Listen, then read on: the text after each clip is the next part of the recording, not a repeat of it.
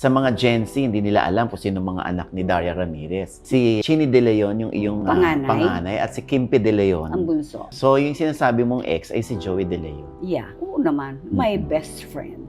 Parang ano, may sarcasm yung my best friend. Hindi, magkaibigan naman kami sa spirit ba? Spirits. Naubos yung 1 million ko na binayad ko dun sa lawyer ko. Anal nga daw ako eh. Hindi ko alam paano ko na-anal. Wala naman akong pinirmahang annulment papers. I'm defeated so many times. Yung sa mga anak ko, parang dumating sila sa point na namimili. Dumating sa point sino talaga ang bibigyan nila ng atensyon. I'm sorry Joey. I'm just telling the truth. Huwag kang magagalit sa akin. Totoo naman sinasabi ko, di ba? Tanggap ko na, tanggapin na natin. Ito na ang buhay natin, you know? Totoo to, OG. Ayan, nanonood ka. Kung di mo man napanood, may mga kaibigang magsasabi sa'yo, totoo itong kinukwento ko. Na siguro naman, natatandaan mo naman. Nagtipaklong naman, oo.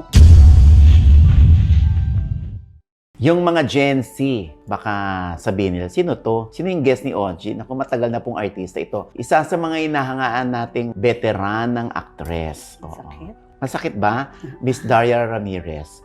Okay. Ba't nasaktan ka? Veterana kasi. Di ba ang mga veterana, yung mga panahon nila? Sino yung mga artista ng 1940s? Kukunti lang yung mga veterans na naririto at active, no? Awa ng Diyos. Oh, so, si Tita Daria ba, hindi nawawala ng project? So far, so good naman. Pero since nung magkaroon tayo ng pandemic, alam mo na, right after nung ginawa ko sa ABS-CBN, yung huli, ang probinsyano, na-stop, syempre. Kasi nga, pandemic. Na kailangan magpa-vaccine ka pa and everything. Oo. So that time, wala talaga akong balak magpa-vaccine. Actually, 8 o 5 yung offer sa akin that time. Hindi ko natanggap kasi nga hindi ako vaccinated. Doon ko lang na-realize na pumasok na kailangan magpa-vaccine ng mga artista, most especially mga seniors. Abay, nung nagpa-vaccine ako, wala nang dumating na offer. Di, stay home na lang ako. Alam mo naman ako, very independent person, very domesticated, you know. So, nag-start lang ako magtrabaho yata this year lang.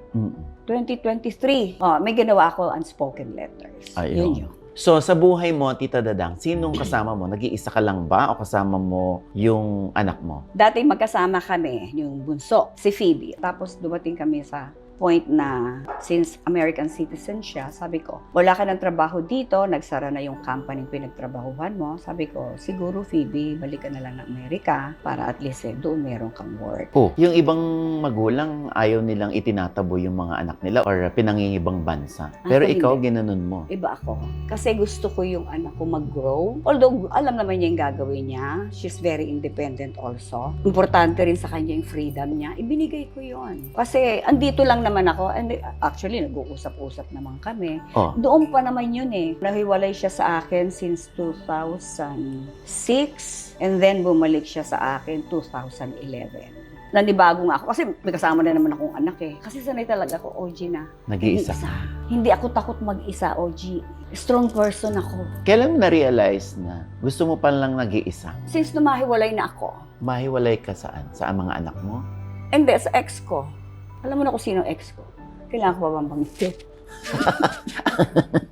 Ang unang ex. So, yung una mong ex, kung saan nagkaroon ka ng ilang anak? Actually, dapat magiging 3.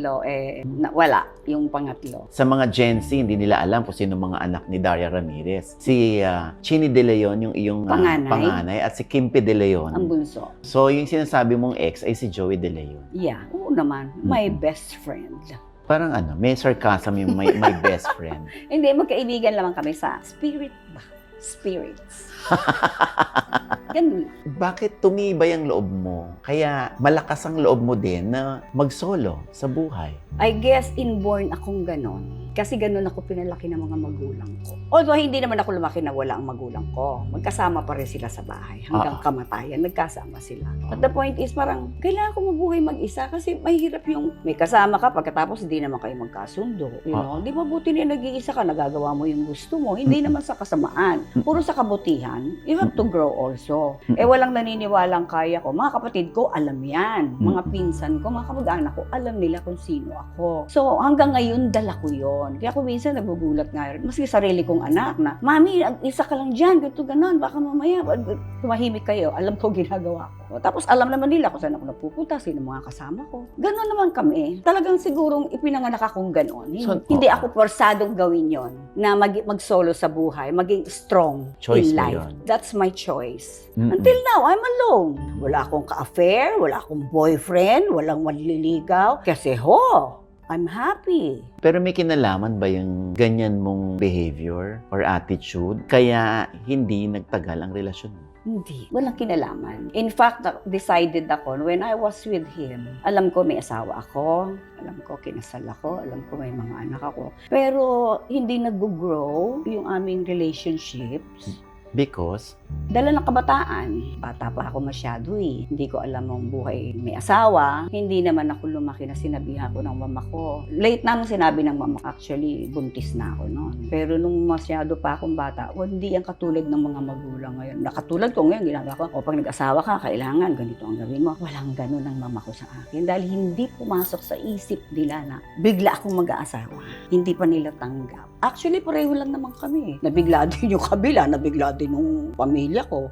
So in other words, pareho kami hindi magkakilala. Actually, hindi ko alam yung mga do's and don'ts. Pareho kayong bata ni He was Tito ahead. Joey. Oh, he was 25 then. 25. Tapos ikaw? 20 or going 20. Pero at least magaganda na may mga bunga nyo. Awa ng Diyos, naging maganda naman yung pagsama ng dugo namin. Tawag nga may chemistry. Maganda na. Hindi expected, pero siguro binigyan ng Panginoon. Hindi salamat sa Panginoon. So close back si Tita Daria sa kanyang mga anak. Nagkakaroon kami ng bonding. Minsan, biglaan, sabihin niya, Mami, kung wala kang gagawin, punta kayo dito ni Phoebe, kain ako, magpapaluto ako o mag-order kami.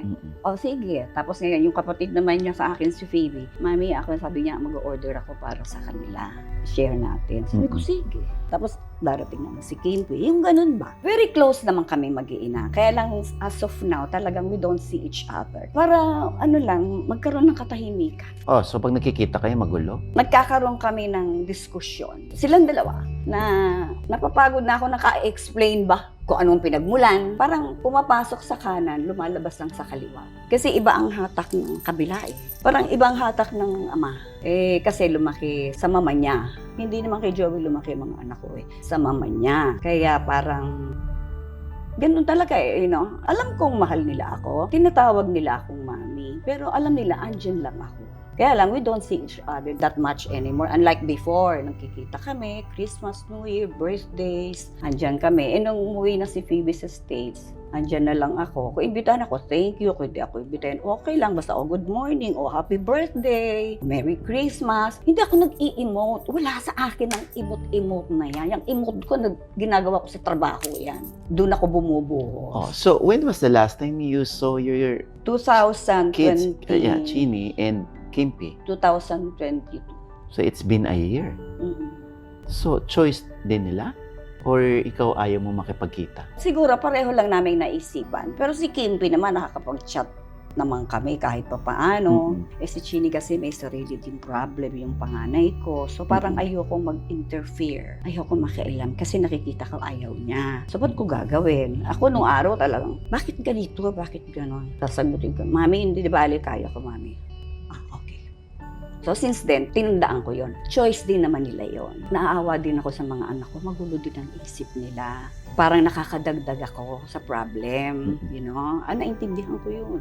Madali ako makaintindi eh. Ngayon, kung gusto pa nila akong makita o makausap, I'm only here. Alam nila ako na. Most especially si Kimpi, he knows where I am. The last time I saw my son, last December 2022. Ngayong October na, hindi mo pa rin nakikita. Hindi na kami nagkikita masyado. Nakikita ko lang siya sa Facebook. Di ba weird yun? Hindi. I mean, weird sa isang, nandito kayo pare-pareho sa Pilipinas, pero hindi kayo nakikita. Hindi. Kasi sooner or later, darating ang araw, magkakatagpo kami yan eh. Like before si Chini, nung araw, hindi kami nagkikita yan for so long. Kasi may pinagkakabisihan dahil nagkaasawa nga siya, nagkaanak pa. Would you believe, nagpunta ako ng Mega Mall, bibili ako ng step-in kasi gagamitin ko sa taping. Doon kami nagkita.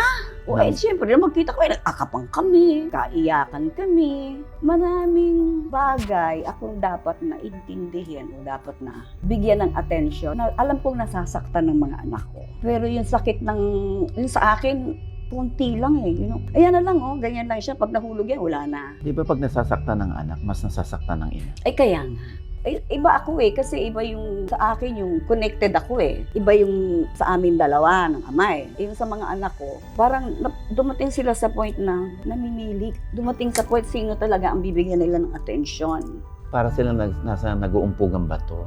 That's the one. Naawa naman ako kasi nagsasalita sila sa akin. Kaya ako naman sabi ko, wala na tayong magagawa. Janine, sabi ko gano'n. Alin ang nandyan na yan? Yung sitwasyon na hindi sila nadadalaw ng tatay nila sa sarili nilang pamamahay. Kaya yung nagkaroon ng issue si Kimpi, last year ba yon? Yung nagsalita siya ng mga something like na, hanggang dito na lang ba? Ano? Wala na ba tayo? Hindi na ba tayo magtatagpuan? Hindi mo lang tanungin kung buhay pa kami o patay pa ka, ganito, ganon. Alam mo, damang-dama ko yon. Kaya yung komento nilang hindi maganda kay Kimpi, syempre masakit sa akin yun. Ako yung ina eh. Sabi ko, hindi nila kilala yung anak ko. Hindi ganon ang anak ko. At sino man sa kanila, hindi ganon. Na matanda ka na, huwag kang umasa sa ama mo, tumayo ka sa sarili mong paa. Mga ganon ang salita. Sabi ko, wow, hindi nila kilala si Kimpi ko. Ako lang ina ang nakakaalam. Ako lang ang may karapatang magsalita. Dahil akin yan, ako ang nagsilang dyan. Hindi ganon si Kimpi ko. As much as possible, si Kimpi gusto niyang tumayo sa sarili niyang paa. Gusto niyang kilalanin siya as Kimpi De Leon or Joseph De Leon. Not because, okay, anak siya ni Joey De Leon, pero hindi siya yung gusto niya maging katulad ng tatay niya. No, hindi ganon si Kimpi. Bakit nakapagsalita ng ganon si Kimpi? Kasi nga dumating na sa point since nung ikasal, parang nagkaroon ng gap. Kinasal si? Yung kanilang daddy, parang naghahanap ng attention, most especially si Kimpi. Kasi si Chini walang problem eh, nakakapag-communicate sila ng daddy niya. Sinasabi naman sa akin ni Chini yun. Pero may pagkakataon ba na kailangan yung mag-usap ni Tito Joey tungkol sa inyong mga anak ang pag-usap? Wala, malabo. It's not gonna happen. Hindi mangyayari yun? No, I don't think so. Kung nangyari yan, dapat noon pa. Bakit ngayon lang? Hindi na, iba na ang life niya eh. Meron nang nagme-may-ari sa kanya. Noon, live-in lang sila. Ngayon pa kayang kasal. Hindi mangyayari. I'm not expecting actually. And I'm not waiting. Kasi tinanggap ko na, OG eh. Yun ba? I'm defeated so many times. Pero kinaya ko yan. Hanggang ngayon kaya ko. So, bakit hindi naging okay or hindi man lang napunta dun sa friendship yung dating yung relasyon para sa mga bata na? Hindi niya kaya. That's not him. Kailangan ikaw ang gagawa ng effort. Maski yata gumawa ka ng effort, hindi mangyayari din. So, para ke? So, nag-effort ka ba dati? Yeah, long time ago. Long time Anong nangyari sa effort? Wala. Mag-gumit na sa amin yung nanay niya, yung mama niya. Para sa mga bata? Oo, yung matanda, lagi kong kausap, hindi siya. Never kami nagkaroon ng chance na pag-usapan. Kasi nung araw may nababanggit ako na, yung ganito, ayoko pag-usapan. Okay, sige. Hindi ganyan. Hindi, sige, alis na ako. May lakad pa ako. Aapila ka pa ba? Alam ko naman na yun. Mabait naman tao si De Leon. Talagang De Leon eh, no? Yun ba yung regret mo na hindi man lang tayo nakapag-usap para sa mga bata bago tayo maghiwalay ng landas? Binala ko, pero wala, hindi saradong tenga. Hindi, stop ka na eh. Ayaw niya yung pag-usapan ng mga bagay na siguro hindi niya matanggap. Yung manggagaling sa akin, gusto dapat sa kanya manggaling, hindi sa akin. Ayaw niya yung pinangungunahan siya. Maghintay ka kung kailan siya ready. Yung kailan ready na yun, kailan? Oo, ngayon, nagtandaan lang kami pareho. Wala pa rin. At ngayon, do you still expect na mag-uusap kami regarding our children? I don't think so. It won't happen anymore. Kasi nag-mature na rin yung mga anak ko eh. Nagkaapo na nga kami sa panganay. Nagkaapo na kami kay Kimpi. Wala na. So ngayon, sino ngayon ang gagawa ng buhay nila? Di yung mga anak ko under the supervision of Joey sana. Iba siya eh. Yung parang pag may time, kamusta kayo dyan? Ano, ang ganito? Ano? Ganun ba? May okay yan. Ganun siya kabilis. Parang mild lang sa kanya yun. Hindi siya yung, hindi, dapat, Walang ganun. I'm sorry Joey. I'm just telling the truth. Huwag kang magagalit sa akin. Totoo naman sinasabi ko, di ba? Pero nung naghiwalay kayo ni Tito Joey, meron ka bang naipaglaban para sa sarili mo or para sa mga anak mo? Hindi ko na kailangan magsalita kay Joey. Alam niya. Matik naman. Oh, yes. Di naman maipupuri mo kay Tito Joey. Oh, yes. Very supportive siya when it comes to my children. Alam ko yun. Hindi niya papabayaan. Dahil bago naman sa akin nanggaling sa mama niya yun. Huwag mong papabayaan ang apo ko. Huwag mong papabayaan sila Chili, si Kimpy. Saka knowing my mother-in-law, mahal na mahal niya ang mga anak ko. Mahal din naman niya yung 3 anak niya. Kaya lang, syempre, nauna yung 2, yung sa akin. Inalagaan niya si Chini. Ako lang nagluwal dyan eh. Ending, ganun ko na nag-alaga sa kanya. Talaga? Oh, yes. Kasi pinangarap talaga nila yung bata na yan, mulat sa ulo. Kaya sobrang close si Chini sa lola niya. Oh, yes. Oh. Buti hindi ka naghabol para sa sarili mo. Kung may makukuha ka or something. Wala namang in-offer Paano ko hahabol? Wala na akong perang igagastusin. Naubos yung 1 million ko. Nabinayad ko dun sa lawyer ko kung kani-kanino napunta yung pera ko. Ang ending, wala naman. Defeated ako. When you say defeated, Talo ko. talo yung kaso mo? Oo. Kaso mo for what? Annulment. Annulled nga daw ako hindi ko alam paano ko na-annul. Wala naman akong pinirmahang annulment papers. Sa inyo ni Tito Joey? Oo. Tinawanan ko na lang. Although nag-isip din talaga ako nung umpisa. Bakit wala naman ako napirmahan? Annulled na pala ako. Ay, kinasal na. Okay. Akala mo ba ako yung babae na uupo sa isang tabi na iiyak ako? Kinasal na siya. Paano na ako? So that time, nasan si Tito Daria? Nasa bahay. Nakita ko sa FB, nakita ko sa TV. Sabi ko, okay, bahala na po kayo sa akin, Lord. Yun lang sinabi ko. Kaya sabi ko nga, yung mga nag-aalala sa akin, baka akala hahabulin ko o nagsiselos ako. Hindi. Alam din ng mga anak ko yan. Especially si Chidi kasi siya yung spokeswoman Sabi ko, baka akala naman hahabulin ko. Hindi kasi kung ginabal ko tatay mo, dapat nung araw pa. Okay, only now. Para naman akong panganyan. May binigay ba sa'yo si Tito Joey bilang parte ng inyong paghihiwalay? Awan, nada, finito, kaput. Wale. Because you didn't ask. Even I asked, nasa batas yun. Ang dami na namang hindi nasunod sa batas May paraki pa. Yun na nga sanang ine-expect ko kahit papano para at least meron ako. Patuloy nag-pandemic, yung mga naipon ko, tumilapo na lahat. Kaya parang ayoko na rin mamroblema. Kaya ganun siguro na parang, sige, manahimik muna tayo. In fact, si Kimpy, baka hindi alam ng lahat. Last year, 3 months, si Kimpy tinutulungan ako financially. Para doon sa mga taong nagkomento ng hindi maganda sa anak ko, I'm telling you, akong ina, ako nagsasabi sa inyo, tinulungan ako ng anak ko 3 buwan. Pumupunta sa akin, pang-4 last December 2022. Pinasyalan niya ako sa tinitiran ko. Inaabutan ako ng pera. Alam ko ayaw ni Kimpy ito, yung sinasabi ko. I'm sorry anak, I have to tell them. Kilala niyo ako. Pag sinasabi ko, anak, ayaw mo, May, wag na. Hindi na, May, wag na. Ano ka ba? Wag na. Ganyan si Kimpy Ngayon hindi ko pwedeng itago kasi gusto kong sirain yung bad na impression nila kay Kim. Hindi ganun ang anak ko. Napakabait ng anak ko. Lahat nga kayo, di ba? Kahit sinong taong makasalubong ko. Naku, Dari, ang babait ng mga anak mo. Grabe. Lalo na si Tita Karing. Ano pa? I love your son. I love your son, Daria. I haven't worked with him for so many years, pero when he saw me, my God, he embraced me. Sabi niya, Tita Karing. Oh, Kimpy, inaakap daw siya. Maski si Chini, ganun din. Sabi niya, ang babait ng mga anak mo, Dari. Ang gaganda at gwapo ng anak mo. Sabi ko, wag na lang, tama na yung bait. Huwag yung nabanggitin yun, no? Kasi, given na yun Sabi ko. May tampo ka sa mga anak mo? Wala. Doon, pero ngayon wala na. Kasi nararamdaman ko yung nararamdaman nila Naipit nga sila sa 2 bato. Naawa ako dahil hindi nila ginusto yung posisyon nila ngayon Actually, sa kabataan ko, sa nangyari, hindi ko alam na maapektuhan ang mga anak ko.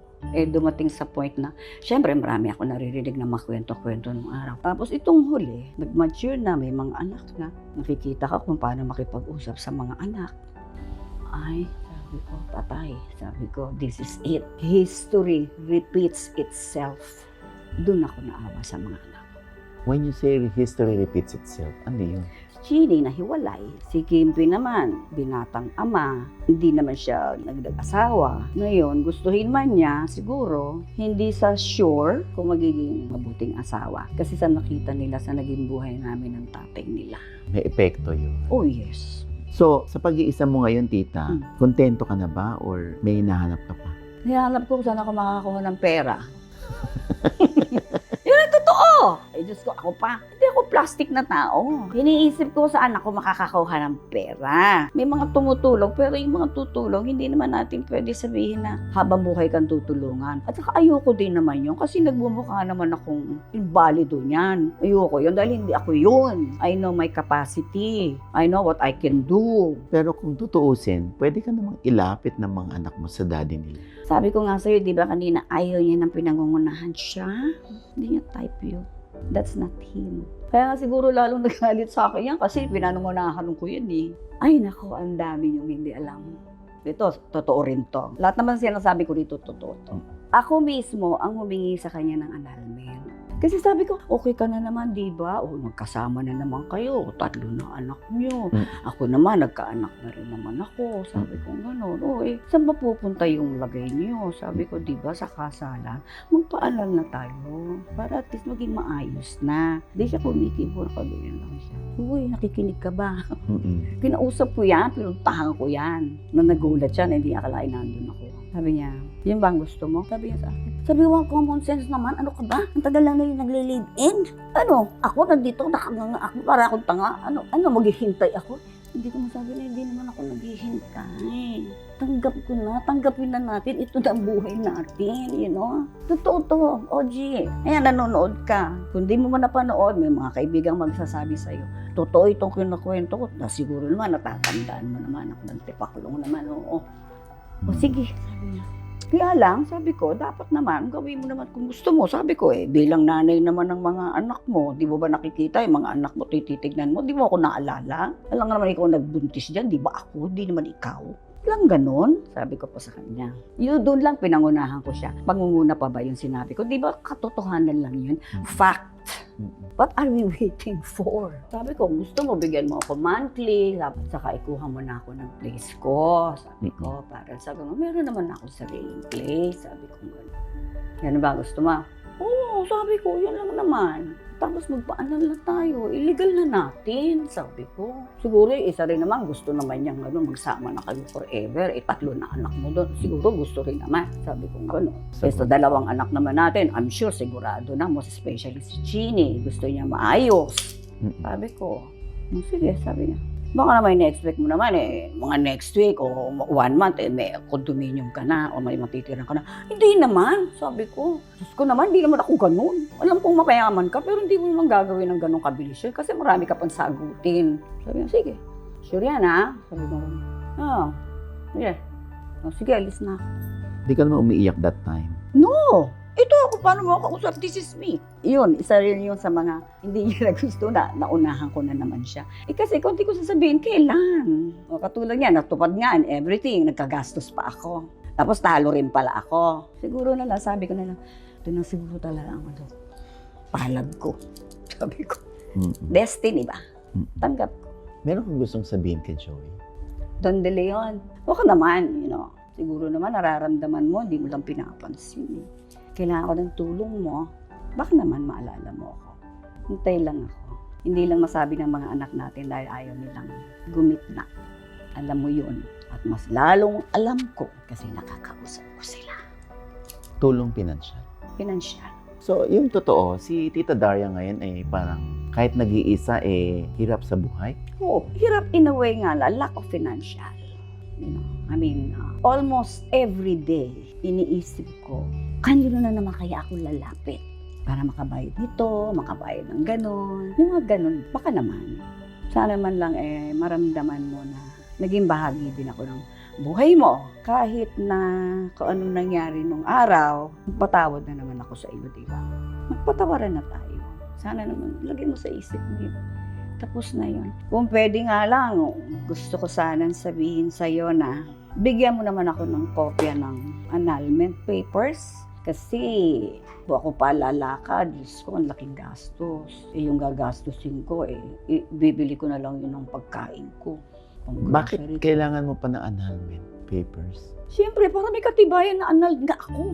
Kailangan ko ng papeles to show the people I'm annulled. Para maalis na yung De Leon. How will I do that if I don't have the annulment papers? So you're still using De Leon? Yeah, I'm still using De Leon. So Lydia Tugas De Leon. Yes. Minsan, inisip ko, ibalik ko na yung apelyido ko. Sabi ko, kasi ganito. Sabi nga, can you show me the paper or some papers saying that you're annulled? What will I show? Okay. So wala kang maipakita Wala. talaga. So yun ang hiling mo ngayon kay Tito Joy? Oo, isa yon sa mga hinihiling ko. Bigyan ka ng kopya? Siya na lumakad. Yun na lang ang maitutulong mo sa akin. Wala na. Pero yung mga sama ng loob, tanggalin na natin. Tanggalin mo na ang sama ng loob mo sa akin. Ako, tinanggal ko na. Ito nga yung pakiusap mo na tulungan ka ni Joey na baka pwede kanyang mabigyan ng something bilang tulong sa'yo, pinansyal. Yeah. Palagay mo, yung mga anak mo pag napanood to, anong mararamdaman nila? Hindi nila akalaing magsalita ako. Pero alam nila ugali ko. Pero hindi nila alam na magagawa ko ito. Hindi ko na nakayanan eh. I'm so thankful nga, at least nakita kita, napag-isipan mo ako interviewin. Pero bago ko ginawa ito, matinding pagdarasal ang ginawa ko, OG. Na walang gulong mangyari, walang away na mangyari, na ang akin lang yung kaluwagan pareho ng dibdib naming dalawa, magkaroon na kami ng peace sa isa't isa. Kung ayaw mong, for sure, hindi kami magiging magkaibigan talaga kasi may taong hadlang nga eh. Yung hadlang eh, yung gigitna na mag-iisip ng hindi maganda, yung nag-create ng monster sa utak. That's far-fetched. It won't happen anymore. You have a message for Tita Aileen? Congratulations. Alam ko, masaya kayo at masayang-masaya din ako para sa inyo. Kaya lang, sana naman, Aileen, ma-realize mo naman na nagdaan din ang pamilya mo sa sitwasyon ko. Alam ko. Sana naman ma-realize mo na. Kausapin mo si Joey na ibigay naman yung aking hinihingi. Hindi ako nagpe-presyo. Hindi naman ako ganun kaswapang. Ganun lang naman, Aileen. Hindi tayo nagkaroon ng chance mag-usap ng harapan ng masinsinan. This time, at least kako, national television. I'm saying na umayon ka naman sa gusto ko kahit pa. Now, if you wanna see me in person, you wanna see me again, I will see you. Just tell me when and where I will see you. Hindi naman ako makikipag-away. Sana ma-realize nyo naman na may isang tao kayong napabayaan o ayaw niyong lingunin. Huwag naman. Huwag naman ganun.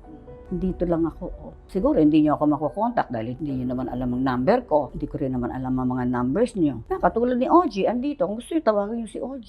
Kung ayaw niyo akong makaharap, okay lang sa akin. Your message to your kids, si Chini. I love them both. I love you, Kim. Chini.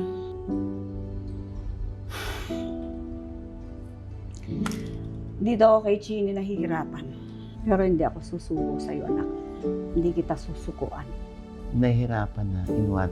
Wala na-brainwash na eh. Brainwashed na siya since then. Ayaw mo man mangyari, sinasabi natin na pareho na hindi mo susundan ang yapak ko. Hindi ko rin gusto actually. Hindi ko rin gusto.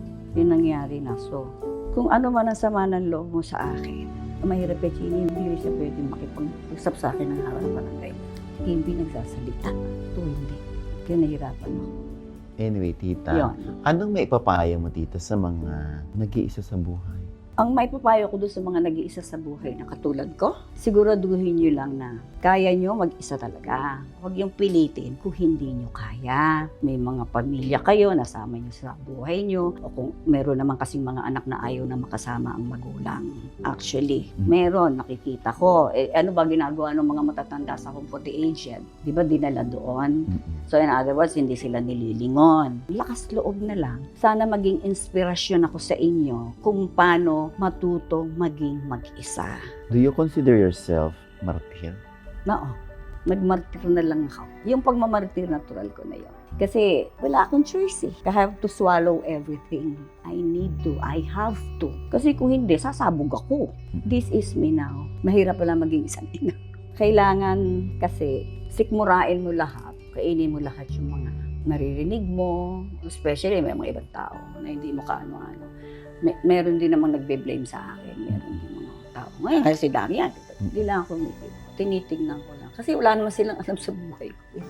Ngayon, ito, may nalaman sila sa akin. I'm not ashamed. Tao rin akong katulad nyo. May problema din kayo, namumroblema din ako. Kung nakikita nyo akong ganito, meron din akong dala-dala sa dibdib ko. Pero kinakaya. Kailangan kayanin natin. Huwag lang natin kalimutan, magdasal tayo. Dasal lang, doon ka umiyak. Ako, wala akong dasal, hindi ako umiiyak ko, G. Pipikit ako, sabi ko, Lord, tulungan po niyo ako. Huwag niyo akong pabayaan. Sabi yun ang sinasabi ko. Huwag niyo po akong pabayaan. Bahala na po kayo.